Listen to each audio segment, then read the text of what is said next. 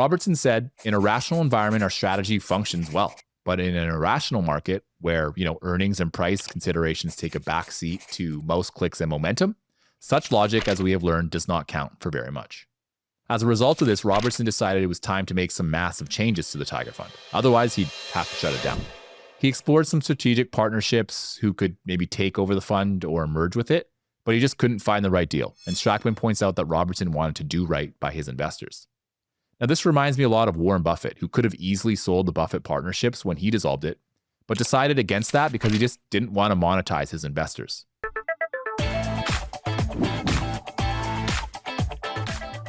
Hey, real quick before we jump into today's episode. If you've been enjoying the show, please hit that subscribe button. It's totally free, helps out the channel a ton, and ensures that you won't miss any future episodes. Thanks a bunch. We're going to discuss an investing legend, Julian Robertson. So throughout the last few years of investing, I've continuously come across these so-called Tiger Cubs.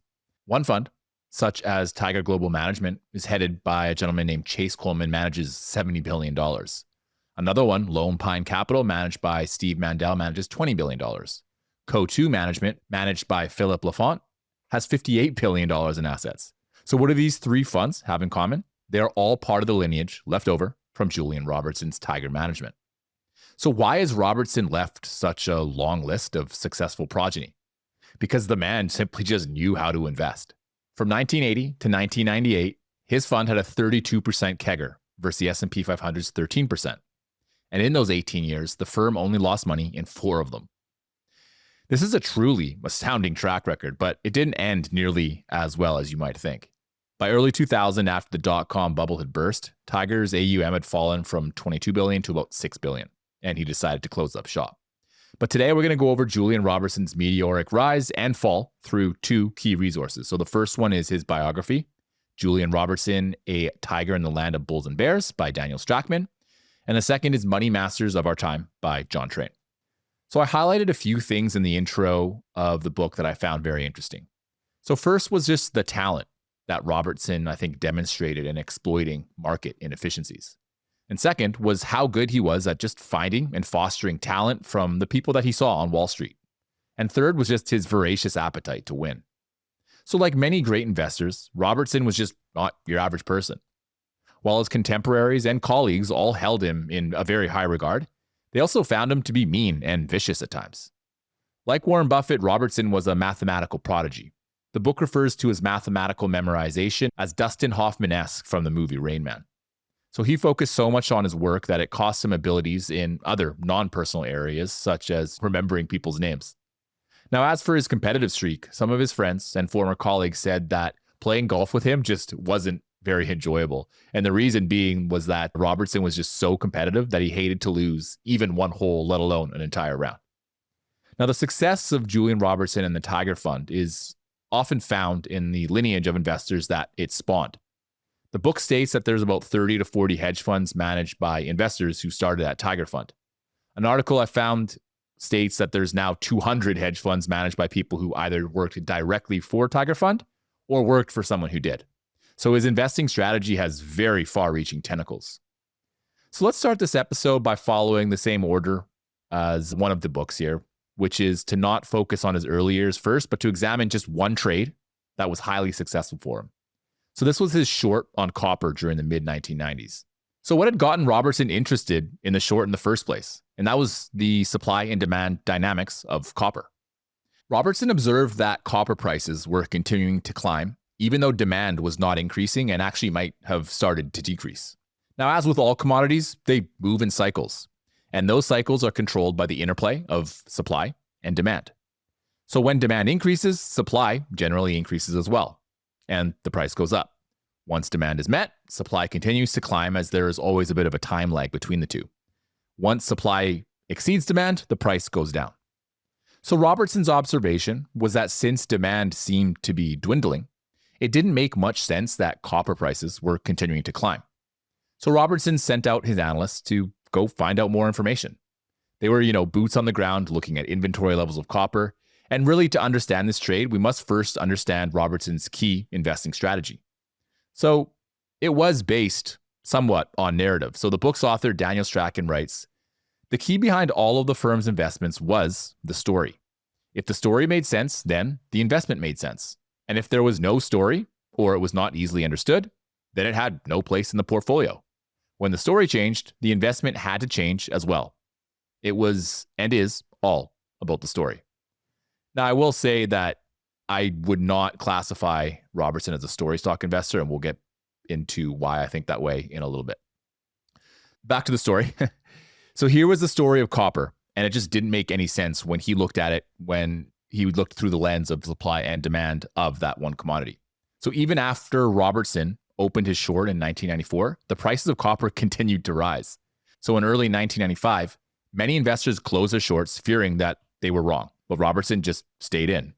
Copper prices had moved up from $1.10 per pound to $1.25 per pound. Then the hammer dropped. So one of the largest copper traders in the world had been just propping up copper prices. The trader worked for a firm called Sumitomo in Japan. Once his firm learned of his nefarious trade, they realized that it was likely to result in quite a major loss, so they ended up dumping their position. And the increased selling pressure drove down copper prices significantly, bringing them down to about 87 cents per pound by late 1996. So the interesting part about this story is that Robertson reportedly knew nothing about the lone actor's role in propping up those copper prices. All he knew was that the copper price was just disconnected from reality. And at some point, the market would come to its senses and re-rate copper where it belonged. The book mentions some next level scuttlebutt here that I thought was worth mentioning. So Tiger Fund was examining things such as, the stores of copper at the London Metal Exchange. They were looking at the levels that they were, and they could observe that they weren't falling, meaning that demand was starting to dry up. And as a result of this nugget, they actually increased their short position. So other sleuthing involved meeting with metal producers to learn more about the production forecasts from both new and existing mines. They also met with copper users and observed how full their inventories of copper were. So if you invest in commodities, these are just excellent things to know because it gives you valuable, tangible evidence that the cycle is very likely to turn or will do so in a short period of time. So this trade was mentioned first in the book because on one day in May of 1996, the copper short produced an astounding $300 million in profits. Now, I like the story because I personally have zero interest in shorting, but I think it shows that investing is a game that can be won in just different ways. While I have no desire to short commodities, it's still a good lesson in understanding supply and demand, as well as a reason the market can be kind of slow to come to its senses. A single investor with deep pockets can just prop up the prices of a commodity or even a stock. And it's not until they or somebody close to them realizes how large of a mistake the trade is that value can be completely unlocked. I would like to briefly touch on Robertson's early years here, as there's some interesting facts to share. So first off, Robertson was a Southerner. He was born during the Great Depression in North Carolina. His father was very well dressed on the outside and a ferocious competitor on the inside. And this level of competitiveness was passed down from father to son. When Julian Robertson Sr. passed away, Jr. said that he may not agree with you, but he agrees with the premise that you have a right to your opinion. This was another artifact passed down to Jr. So one of his former colleagues mentioned that Julian likes people to understand why they are wrong. He'll get into heated discussions on the topic. Now, I find this very amusing because I've come to realize the power of confirmation bias.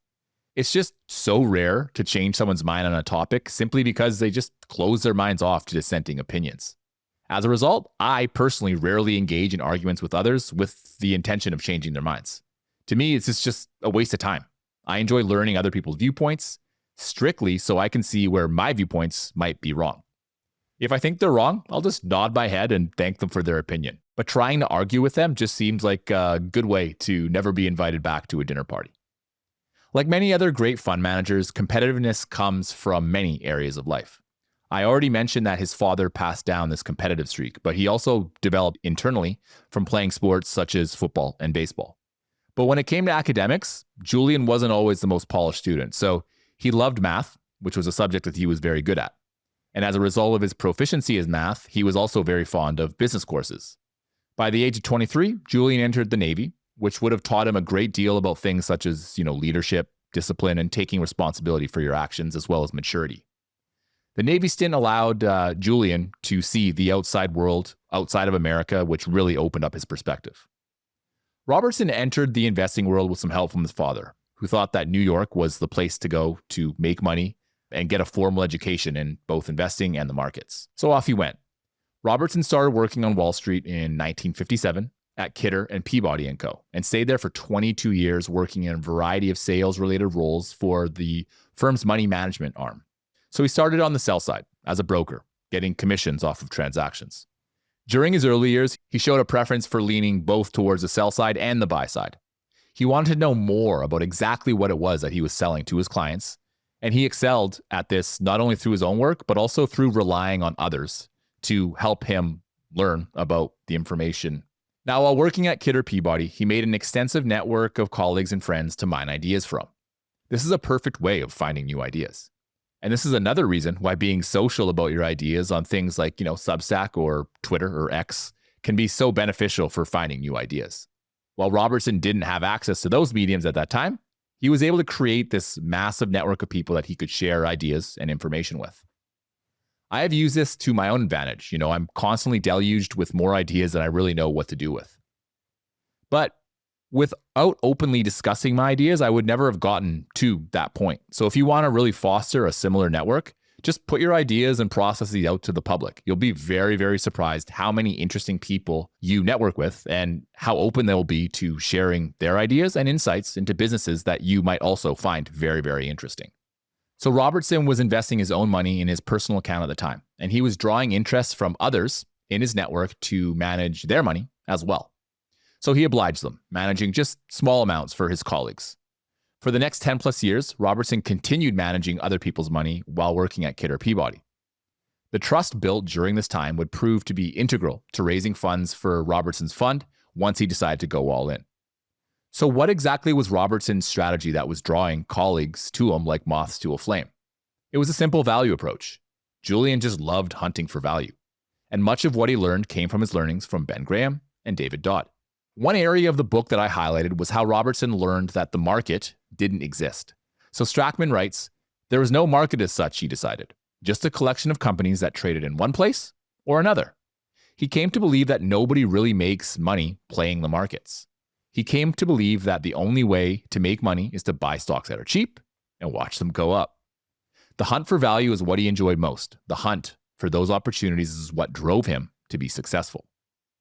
Now, similar to Munger, Robertson spent much of his career trying to understand just how things worked and why ideas failed. One of the significant learnings that he had was just how the fund industry worked. For instance, while at Kidder Peabody, he got quite the education in marketing and sales inside of the money management business. And the longer he worked on it, the better he understood it, and actually the less he liked it. Now, Robertson was a man who just wanted to do things. And to him, things like sales and marketing were doing things on behalf of others. And he didn't like that aspect of it. So speaking to his competitive streak, he also didn't find that the sales and marketing platform allowed him to really shine and differentiate himself from others doing the exact same thing. Julian just wanted to be a producer. He wanted respect from those around him, and he wanted to be the best. The profession that could accomplish all three was running a hedge fund. Through one of his first investors at Kidder Peabody, Julian was introduced to a gentleman named Alfred Jones, who was actually the forefather of the hedge fund industry. Jones taught the traditional hedge fund approach, which involved things like using both long and short positions. So the idea, which I personally don't subscribe to, is that having both long and short positions allows managers to profit in both good and bad times. So here are my primary holes in that reasoning. So the first one is that bull markets tend to just last longer than bear markets. So I'd actually prefer to just align myself with what the market tends to do, which is to go up over time. Second, if you have shorts in a bull market, you're forgoing the opportunity to have larger long positions, which will go up in price. And third, if you have a long-term view on investing, you can find businesses that are resilient to short-term economic shocks and just hold them. Fourth, a crappy business with poor fundamentals can still continue to rise, meaning even if you short it, you could very easily be wrong. And lastly, fifth here, when you add leverage, which many hedge funds do, you rapidly increase risk. But what Jones got right was the incentive structure. He actually didn't believe in a management fee, which is very rare to find in any hedge fund today. He also structured the fund to retain 20% of the profits, which is a standard practice that remains in place today. And he specifically didn't incentivize gathering assets because he believed that doing so would incentivize fund managers to just grow AUM and distract managers from making money for their partners. Now, the timing of Robertson's conversation with Jones was also very important. They occurred in the early 1970s when the market was experiencing a pretty rocky period in 1973 and 1974, losing 17 and 30% respectively. So Robertson had a favorable view of shorts, which he put on at that time. By 1977, Robertson was done with Kidder and Peabody and the sales and marketing aspect of the hedge fund industry. He took an extended vacation in New Zealand with his family, and upon his return, decided to leave Kidder and Peabody. The next chapter for Robertson's life was very evident to him, and that was to run a hedge fund. The book makes a compelling point that managing a fund is actually really well suited for individuals with the right temperament. If you're competitive, enjoy the mentality of an athlete, want immediate feedback on your performance, and are well compensated for that outperformance, well then the fund management industry is a very good place to be. Now let's double click on the mentality of the athlete part here. So athletes are a very good metaphor for people in Wall Street because they tend to be people who are, good on a team, they understand competition, and know the difference between winning and losing. Since Robertson ticked all of these boxes, the fund management industry was the next logical step. The timing was also good. Julian observed the massive successes of individuals such as George Soros, which further motivated him to enter the hedge fund industry. Robertson's investing style isn't super aligned with how I invest, but it was very successful for him. Where I do fully align with him was on how he felt about compensation when he first started the Tiger Fund. So Robertson believed that you were only compensated based on performance, not on AUM. And if you lost your investors' money, you weren't compensated. Simple as that. If you ever wondered where the name of the Tiger Fund came from, it was from Julian's 7-year-old son. So his son observed how his father would call everyone Tiger when he forgot people's names, which was very common. So one competitive advantage that the Tiger Fund had from the outset was the ability to just source really valuable information. So I mentioned that Robertson developed a substantial Rolodex during his time at Kidder and Peabody, and he was just not afraid to use this to his advantage at the Tiger Fund. When he found a very interesting idea, he would search for people in his network who could help him acquire the best possible information to make the most informed decision.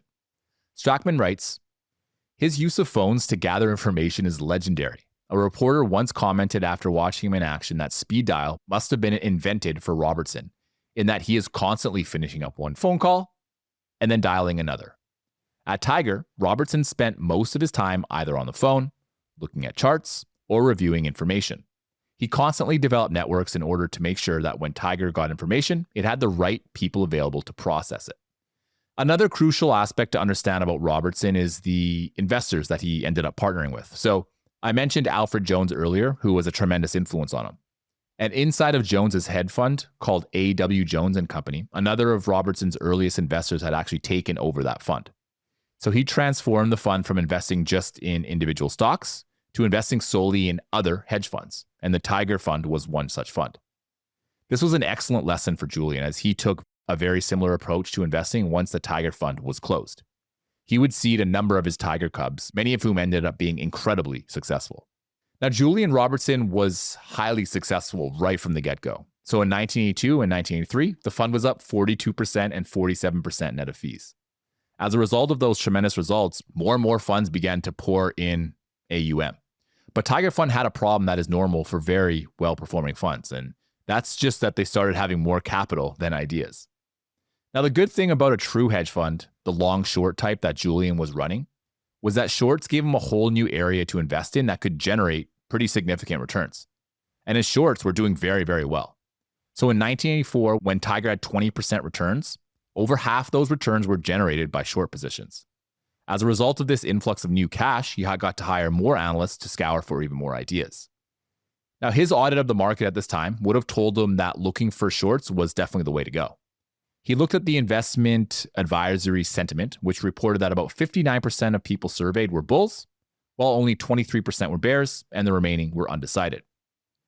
Now, margin account buying on the American Stock Exchange and over-the-counter market was also massive in the first 2 weeks of the year. Additionally, the put-call ratios were low, which indicated a lot of optimism.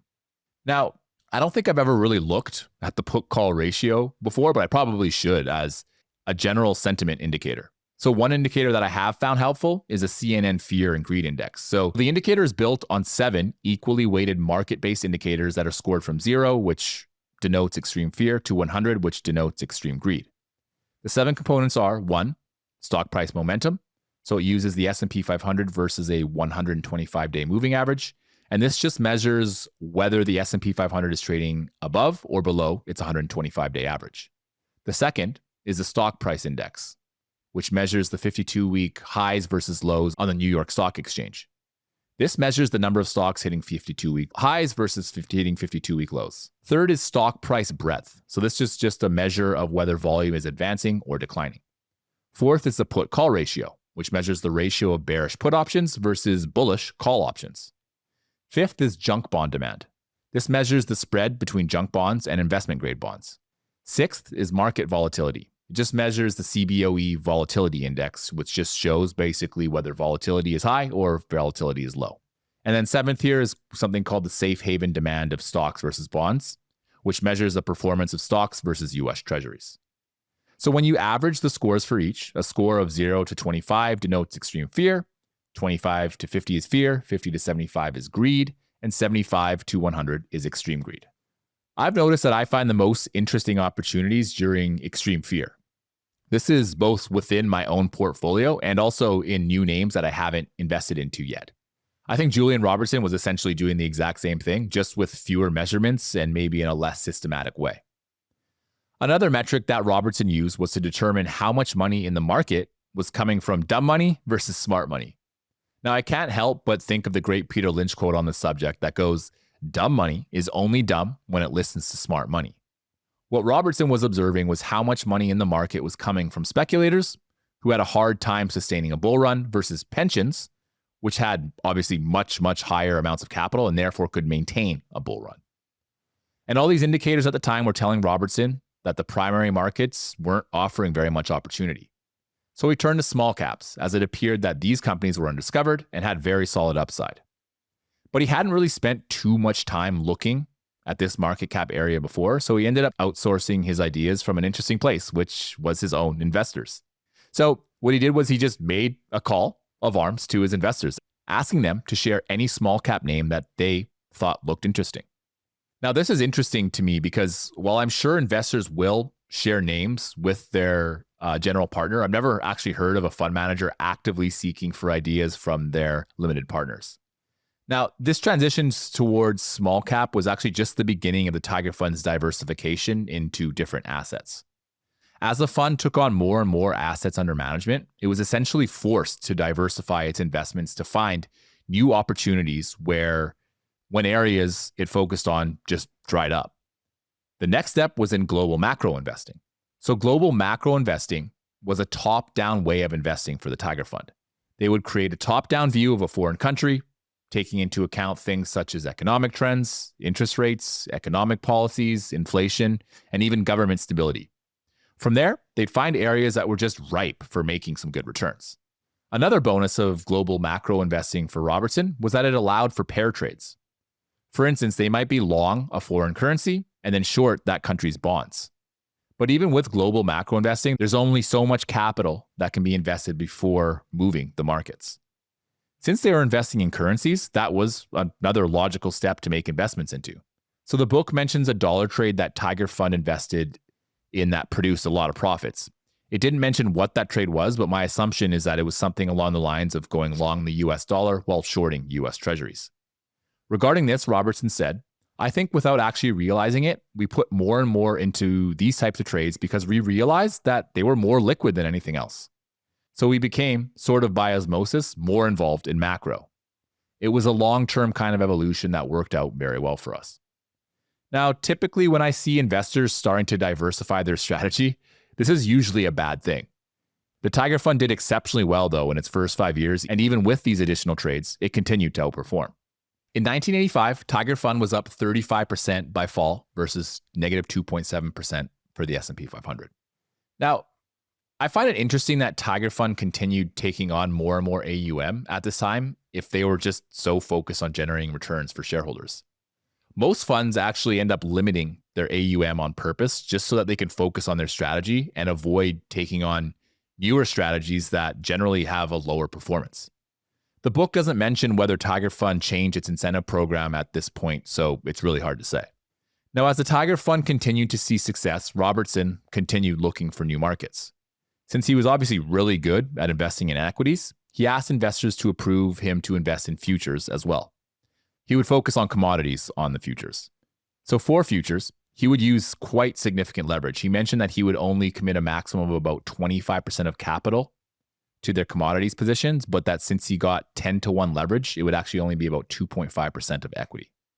So the use of this much leverage and trying to justify it just always kind of scares me. I know some investors that have used leverage very beneficially, but I tend to just follow Charlie Munger's great advice. Smart men go broke 3 ways: liquor, ladies, and leverage.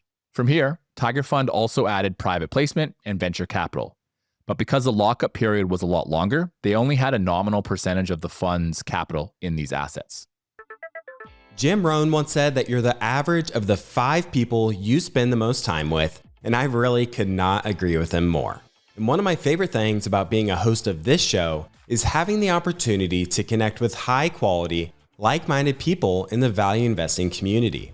Each year, we host live, in-person events in Omaha and New York City for our TIP Mastermind community, giving our members that exact opportunity. Back in May during the Berkshire weekend, we gathered for a couple of dinners and social hours and also hosted a bus tour to give our members the full Omaha experience. And in the second weekend of October 2025, we'll be getting together in New York City for 2 dinners and socials, as well as exploring the city and gathering at the Vanderbilt One Observatory.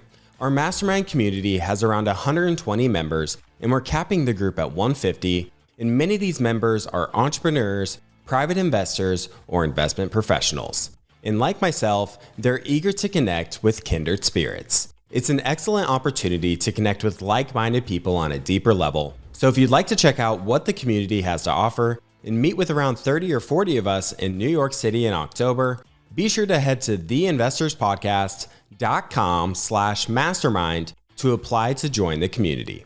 That's theinvestorspodcast.com/mastermind, or simply click the link in the description below. If you enjoy excellent breakdowns on individual stocks, then you need to check out the Intrinsic Value podcast hosted by Sean O'Malley and Daniel Monka. Each week, Sean and Daniel do in-depth analysis on a company's business model and competitive advantages, and in real time, they build out the intrinsic value portfolio for you to follow along as they search for value in the market. So far, they've done analysis on great businesses like John Deere, Ulta Beauty, AutoZone, and Airbnb, and I recommend starting with the episode on Nintendo, the global powerhouse in gaming.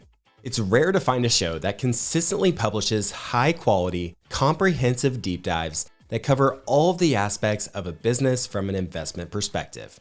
Go follow the Intrinsic Value podcast on your favorite podcasting app and discover the next stock to add to your portfolio or watch list. Later in 1986, Julian Robertson decided to add another fund, the Puma Fund. This fund had a stipulation that required that investments be locked up for a minimum of 4 years. It consisted about 2/3 equity and 1/3 debt. The lockup period would allow for more private placements that wouldn't have been prudent for the Tiger Fund.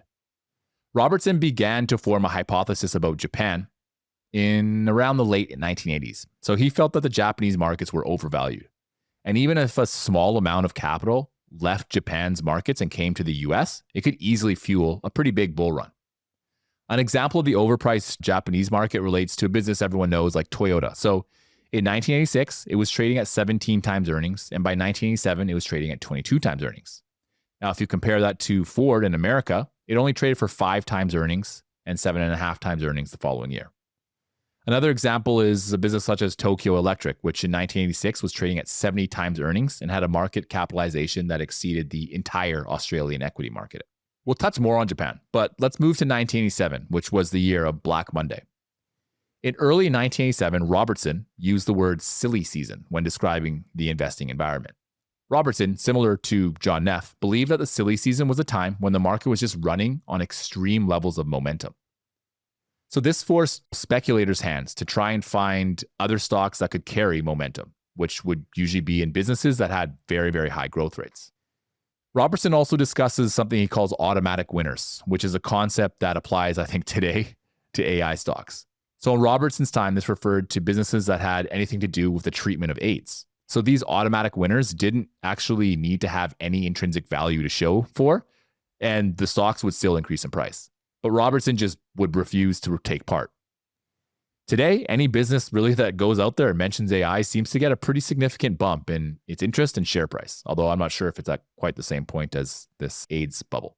So he also discusses a concept called automatic winners, which is a concept that I think probably applies to today's AI stock. So in Robertson's time, this referred to businesses that really had anything to do with the treatment of AIDS. These automatic winners didn't need to have any intrinsic value to show, and yet the share price would continue to go up. But Robertson would not take part.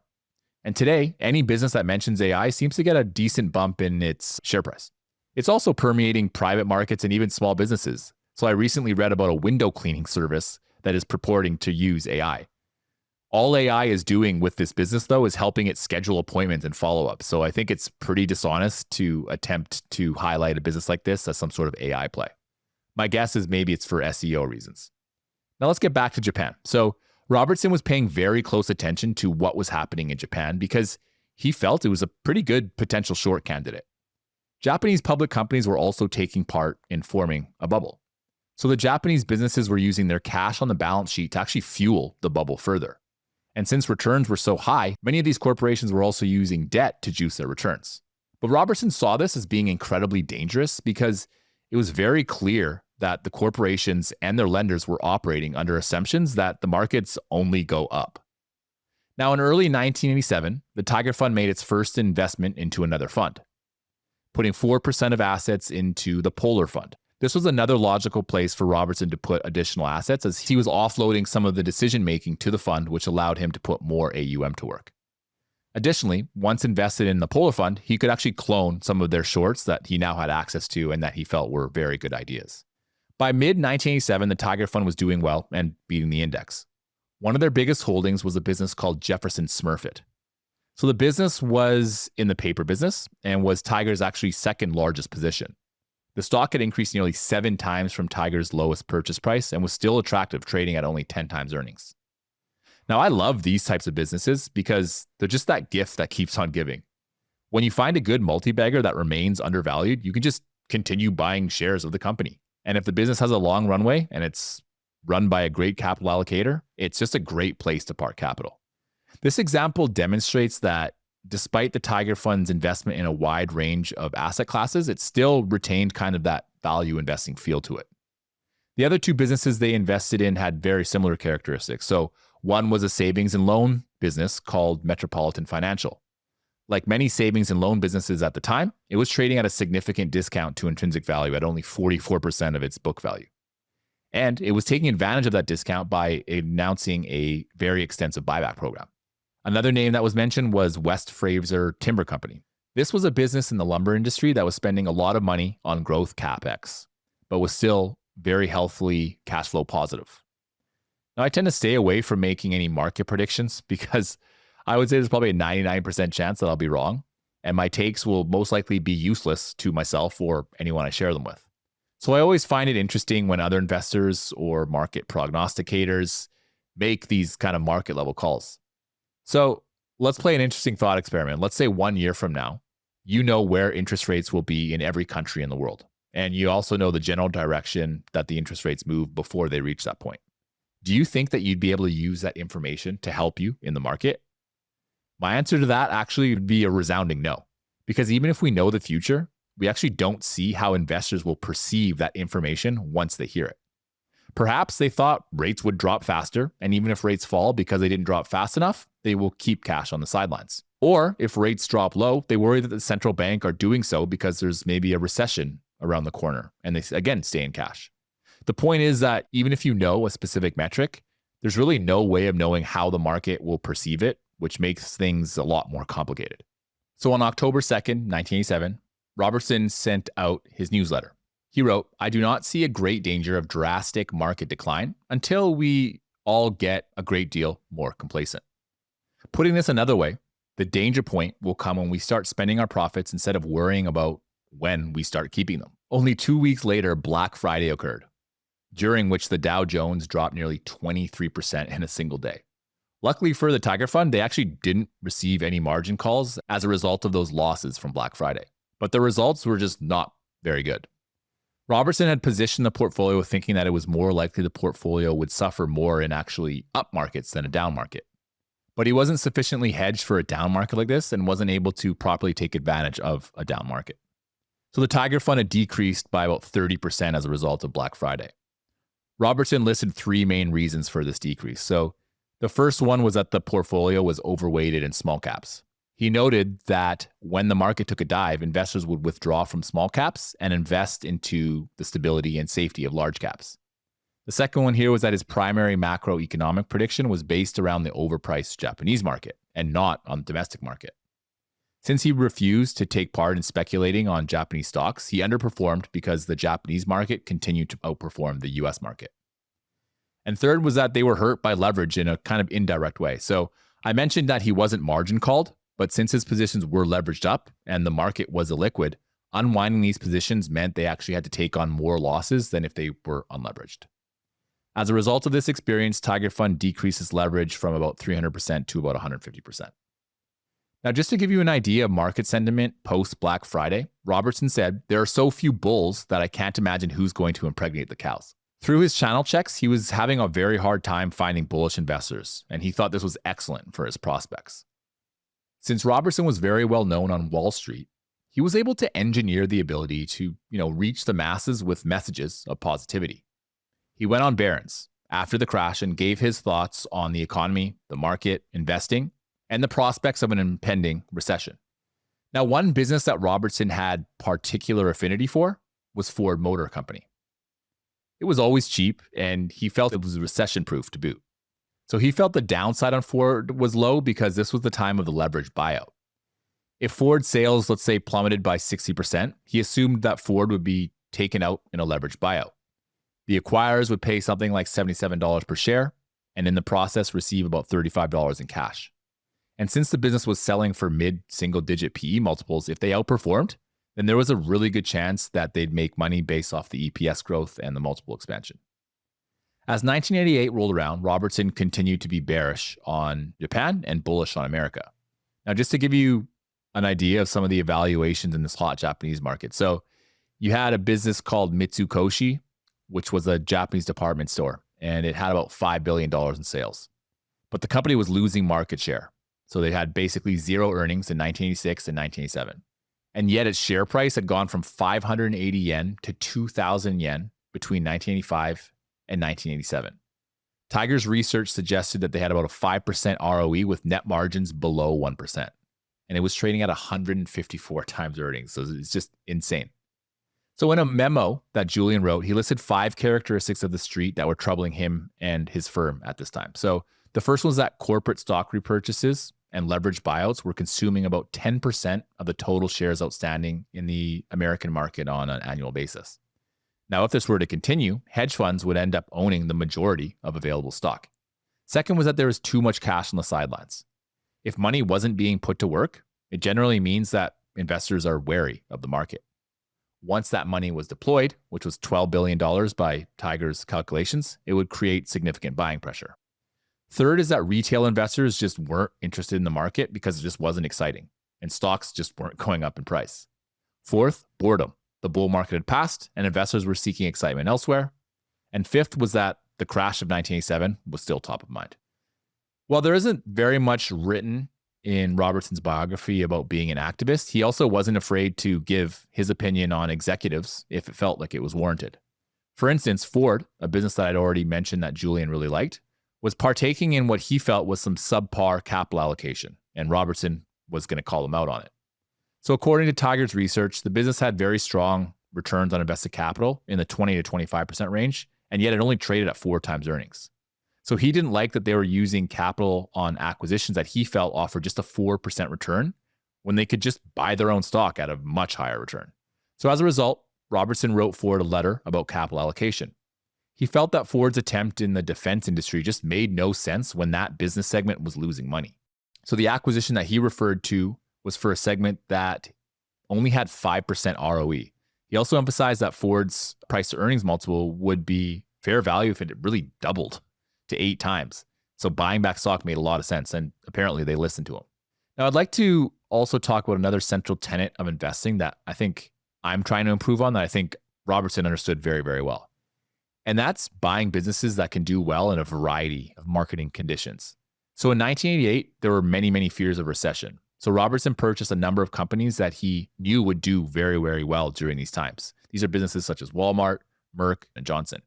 He was also impressed by businesses like Ford, Cleveland Cliffs, and United Airlines that were continuing to impress just because they were growing at pretty high rates. On top of the previous resilient businesses that I just named, Robertson liked businesses that were involved in monopolies or oligopolies. One example was De Beers. This was a company which controlled about 80% of the world's diamond market. He felt that the business needed to improve its disclosures, but a business that controlled that much of the market rarely needed to worry about things such as compressed margins. When he bought the company, it was trading at a bargain bin price of only 3 times earnings. He also felt there was an oligopoly forming in airlines in the form of United Airlines and American Airlines. So his overarching thesis was that they would dominate specific long-distance domestic routes in the near future. And even though Walmart was no monopoly, its position as a low-cost provider made it very, very difficult to compete with. So Tiger Fund went long on Walmart and shorted its higher-priced competitors. There was a lot written in this book about Robertson's political beliefs, which I've skipped, but there's actually one area worth mentioning. So in the late 80s, Robertson did not really like the US administration and felt they should draw lessons from their closest ally at the time, which was Great Britain. He was a very big fan of Margaret Thatcher. And similar to a George Soros, he was on a friendly basis with some of these very high-level politicians where he could find information that very few others could. Thatcher would actually later become a Tiger advisor along with Senator Bob Dole. Now, one part of researching great investors I draw a little wisdom from is how they source ideas. Yes, many of them obviously have analysts that are working for them that provide a very good flow of new ideas. But Robertson also got ideas from his investors as well. He outlined where his network would get some of their ideas in the book very, very well. So he felt the best ideas would come from an industry that someone already knew intimately. He gave the example of, let's say, a doctor who might have seen research on a new drug or procedure, who might come across a good opportunity in that industry. Another place to look was friends who just understood when a business was really turning. The problem with friends like these is that the information can be a little bit murky into whether or not it's insider trading. So I'm not entirely sure how he got around that, but he never got into any trouble. So you'll probably notice a trend here, which was that Robertson was very focused on Japan.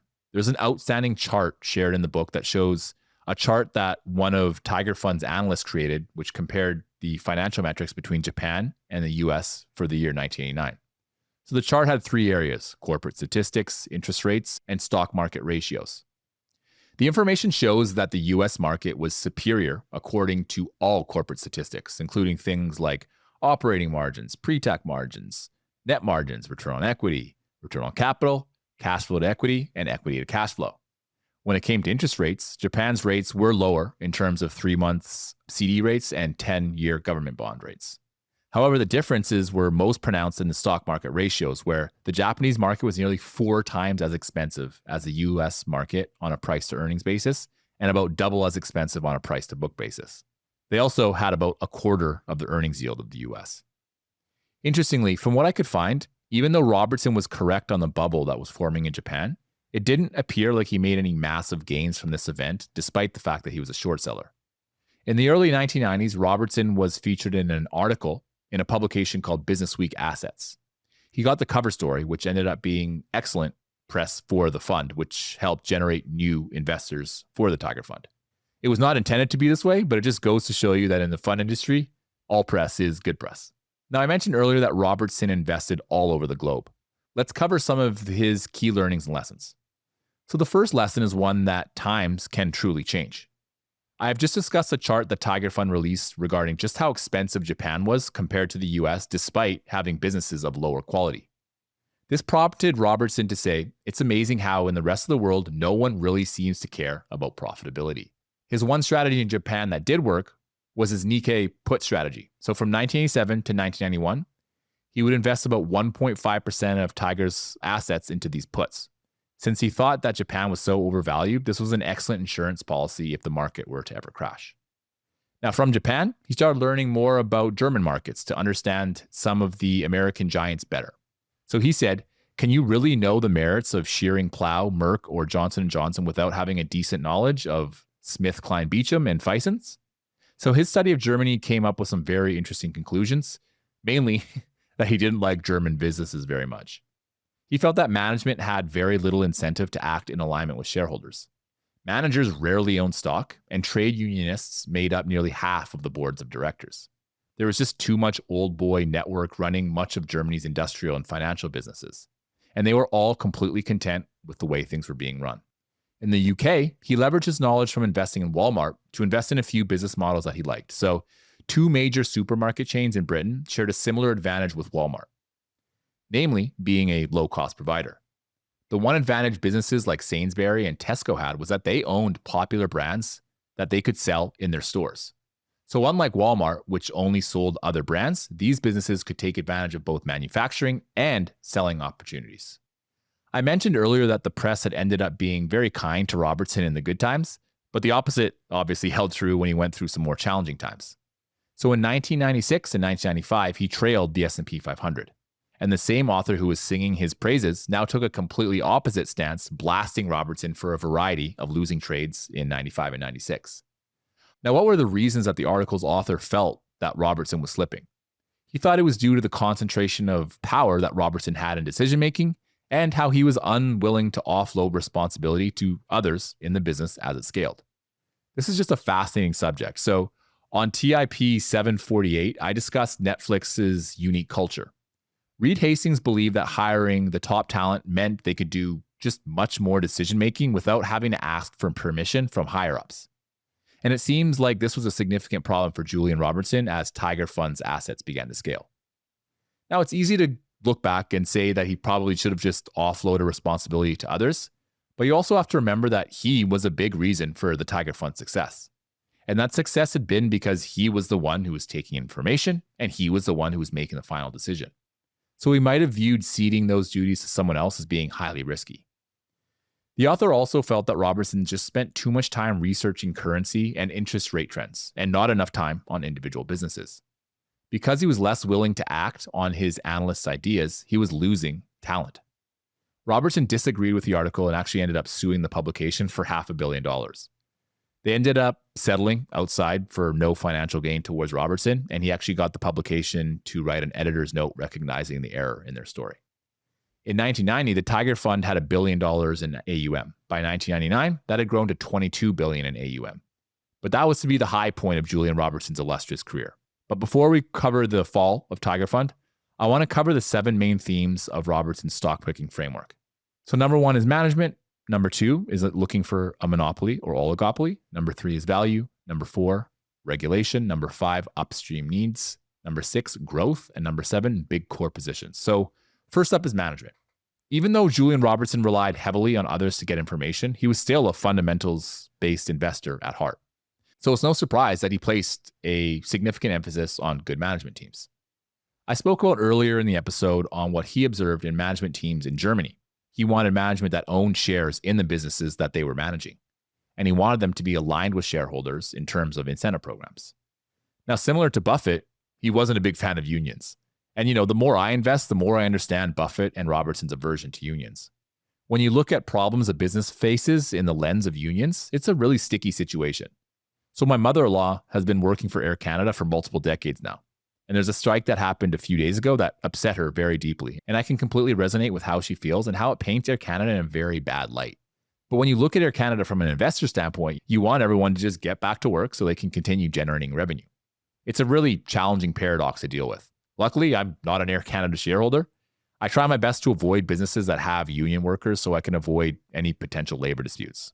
I prefer businesses that just hopefully treat their employees well enough that they don't feel a need to unionize. Robertson also searched for management that was focused on the bottom line. While top-line growth was an essential factor, if they couldn't drive incremental revenue to the bottom line over time, he was just not that interested in investing in it. And I resonate a lot with this. Growing revenues isn't hard when you can just pump money into sales and marketing initiatives. But too many businesses invest in that area, and then it almost becomes like a drug. Where, if they wean themselves off of that spending, things are just going to head south very quick. So they become reliant on it to grow the top line, even though it often has no real impact on the profitability of the business. Peloton, I think, is a very good example of this. So From 2018 to 2022, their SG&A increased at a 74% compounded annual growth rate. At the same time, revenue was compounding at just 69%. However, throughout that entire time, the business was unable to turn a profit. The second principle is related to his affinity for monopolies and oligopolies. So I already mentioned De Beers, American Airlines, and United Airlines. Then to a lesser extent, there was Walmart, Tesco, and Sainsbury. These businesses all were deeply entrenched businesses that were next to impossible to topple.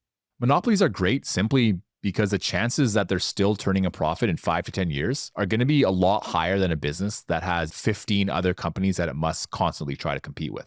That's not to say that businesses that don't hold a monopoly can't succeed. I just think that Robertson was investing in these businesses simply because he felt it tipped the odds in his favor. Now, the Investors Podcast is an excellent example of a business that doesn't really have a monopoly.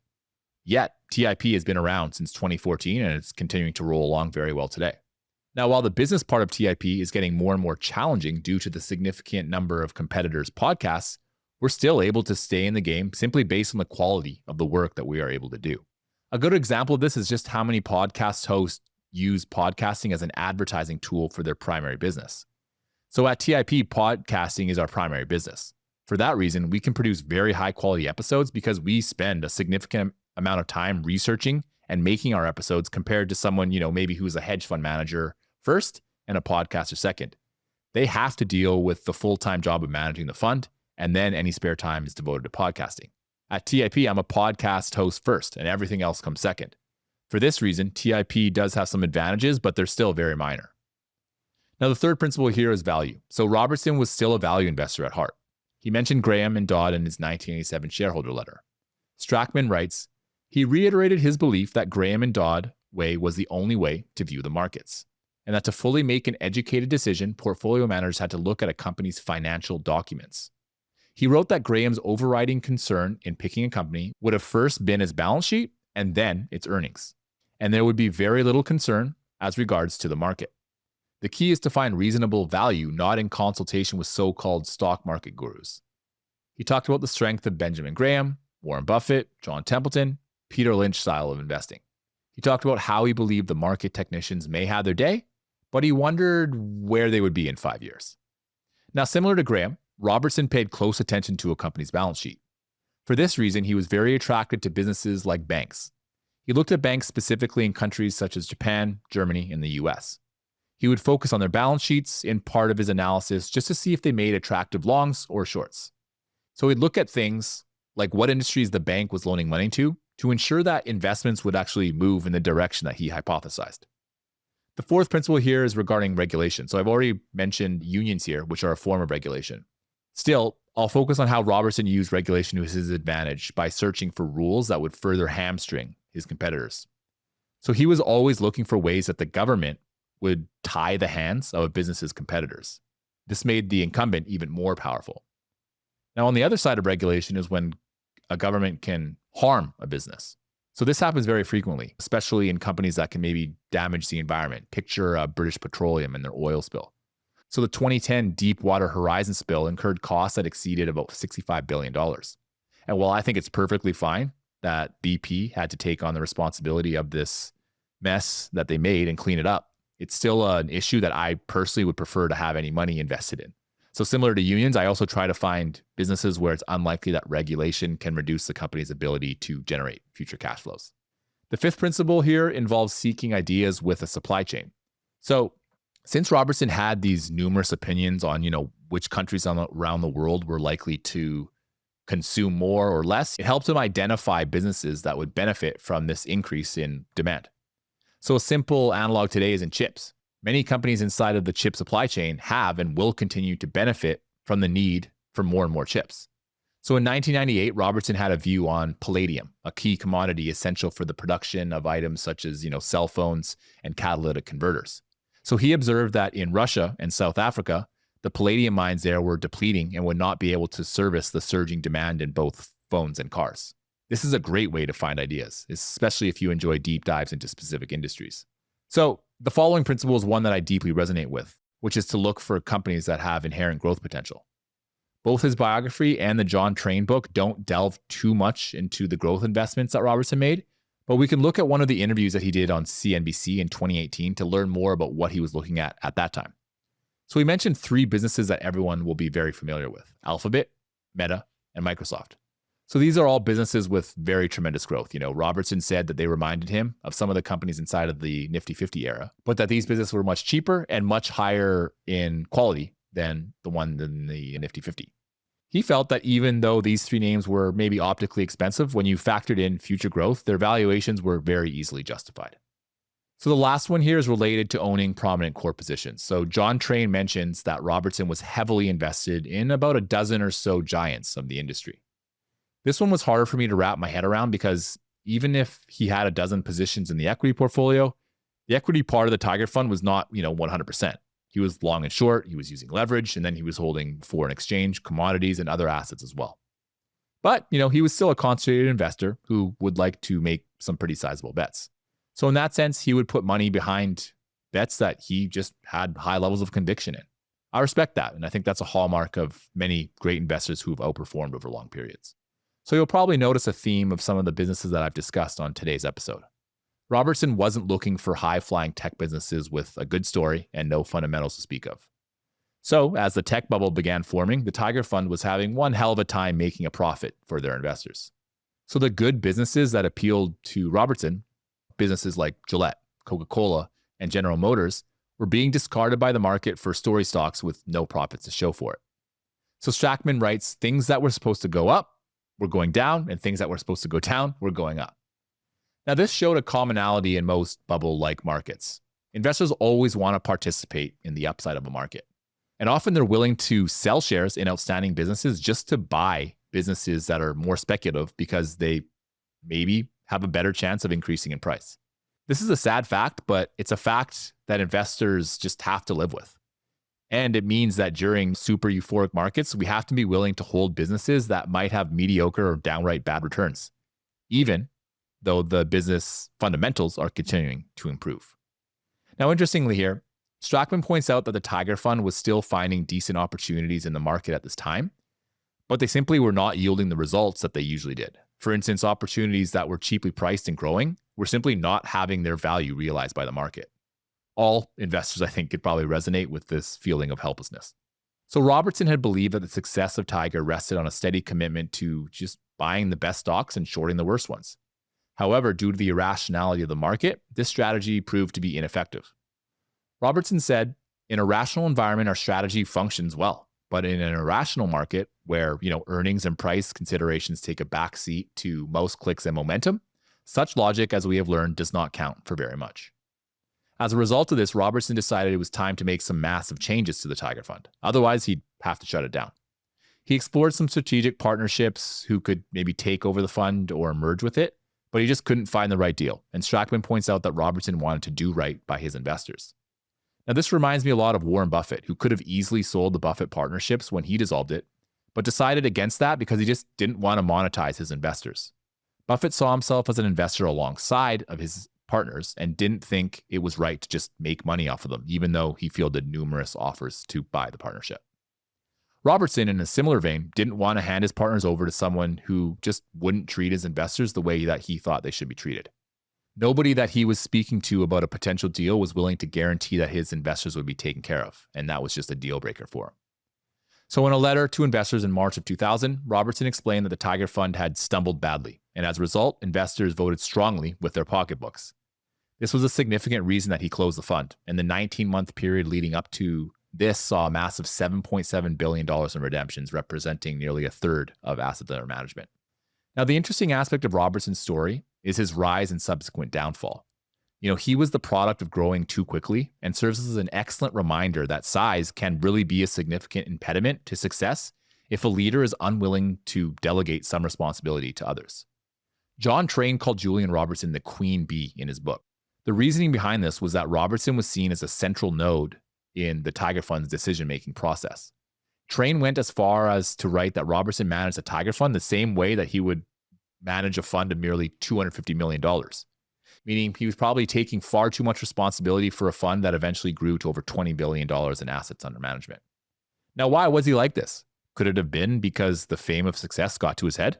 After all, Robertson scaled the Tiger Fund from only $8 million. And as he gained success, the press coverage about him helped him achieve even more success, and his name became much better known to the investing world. Robertson's story serves as a poignant reminder of what could just go wrong when a talented manager is unable or unwilling to make adjustments as the business scales. There were numerous examples of public companies that required massive overhauls in management to survive and thrive. So you look at Uber. So their founder, Travis Kalanick, stepped down due to cultural and management issues. His replacement, Dara Khosrowshahi, was brought in to stabilize and scale responsibly. Then you look at Google. So the founders, Larry Page and Sergey Brin, were just brilliant technologists, but they were so-so business people. So they brought in Eric Schmidt, who provided operational discipline, business scaling, and executive management that Google really needed. Now, I realize that these aren't apple to apples comparisons, but I think you get the picture. If you think of a hedge fund as a business, which it really is, you have to understand that structural changes are required as the business scales. And if you don't make these structural changes, you run the risk of key man dependency. And if that key man can no longer handle their responsibilities as they once did, then there's a very good chance that things will go south very fast. If the tech bubble had never happened, would Robertson have shut the fund down? It's a tricky question, but I assume the answer is still yes, because the fund would have continued to grow larger and more unmanageable for a centralized figure to handle on his own. That's all I have for you today on Julian Robertson. Want to keep the conversation going? Follow me on Twitter at irrationalmrkts or connect with me on LinkedIn. Just search for Kyle Grieve. I'm always open to feedback, so please feel free to share how I can make the podcast even better for you. Thank you for listening, and see you next time. A lot of humans have difficulty with giving up. Like you're saying, okay, I like this business, I've seen this business, I've spent some time on the business, but I don't understand this part of it. How do I get to understanding that part? And I think Buffett and Munger's answer would be that 99% of businesses need to go in the too hard pile.